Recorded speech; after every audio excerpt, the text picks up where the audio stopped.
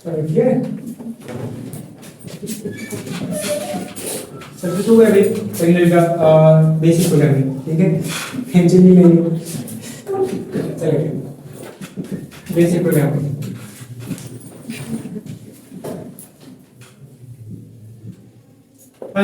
Basic programming पहले पढ़ा हुआ है हमने, नॉर्मल सी बात है कि प्रोग्रामिंग की बेसिक्स में होता क्या क्या है, जो 10th क्लास में हमने पढ़ा था उसमें कुछ डाटा टाइप्स होती हैं। 3 तरह की डाटा टाइप्स हैं आपके पास, चौथी भी होती है जो हम स्ट्रिंग के तौर पे इस्तेमाल करते हैं। तो सबसे पहली है इंट, दूसरी है कैरेक्टर और तीसरी है फ्लोट और चौथी होती है आपके पास स्ट्रिंग। स्ट्रिंग जो आजकल हम नॉर्मली इस्तेमाल करते हैं, कई कई जगह पर होती है, कई जगह पर नहीं होती, हम आगे जाके पढ़ लेंगे, बता दूंगा। इंटीजर के अंदर वो चीजें होती हैं जो बेसिक स्टोर होती हैं, व्हिच कंसिस्ट ऑफ डिजिट्स, जो सिर्फ और सिर्फ क्या स्टोर करवाता है, डिजिट्स।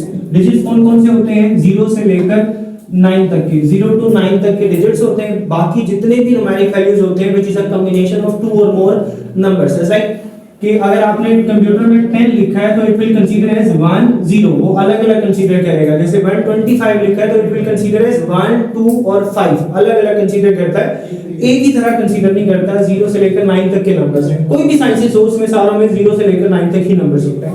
अच्छा जी, उसके बाद कैरेक्टर में सिर्फ और सिर्फ आपके पास अल्फाबेट्स आते हैं। अल्फाबेट्स में कोई भी आ सकते हैं, लाइक कैपिटल लेटर्स में A to Z और स्मॉल लेटर्स में A to Z। अब दोनों में कोई फर्क आपको लगता नहीं होगा, लेकिन कंप्यूटर में हर किसी का अलग मतलब है, क्योंकि कैपिटल लेटर्स में अलग है, स्मॉल लेटर्स में अलग है। और ASCII कोड में कैपिटल लेटर्स का अलग मतलब है, स्मॉल लेटर्स का अलग मतलब है। जब आप ऑक्टल पढ़ते हैं, हेक्साडेसिमल पढ़ते हैं 9th क्लास की बुक में, पंजाब बोर्ड की बुक में लिखा हुआ है ऑक्टल, हेक्साडेसिमल, डेसिमल वगैरह, उसमें मीनिंग अलग है।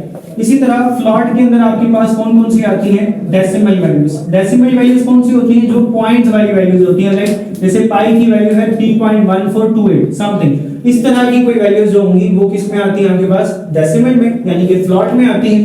और स्ट्रिंग के अंदर जब भी आपने कोई नाम वगैरह लिखना हो ना, तो जिसमें आपके पास एक स्ट्रिंग हो, चेन हो, स्ट्रिंग से मुराद होता है चेन, यानी कि जब कैरेक्टर्स की पूरी चेन जा रही है, जैसे कोई भी नाम है, जैसे आपका नाम है तस्मेहा, स्पेलिंग बताइएगा मुझे, YAH, ठीक है, और तस्मिया ताहिर समथिंग, इस तरह की जो चेन है ना, वो कैरेक्टर्स की चेन को लिखने में, नाम वगैरह लिखने में, कोई सिटी का नाम लिखने में, कोई प्लेस का नाम लिखने में हम ज्यादातर स्ट्रिंग यूज करते हैं, क्योंकि स्ट्रिंग जो होता है वो चेन होता है, बेसिकली न्यूमेरिक वैल्यूज की, कैरेक्टर्स की पूरी चेन होता है। ठीक है, तो फिर इसकी डाटा टाइप्स के बारे में तो हमने पढ़ लिया। फॉर्मेट स्पेसिफायर जो 10th क्लास में भी आप लोगों ने पढ़े हुए थे, वो होते क्या है, सबसे पहले आपके पास है मॉड्यूलस डी।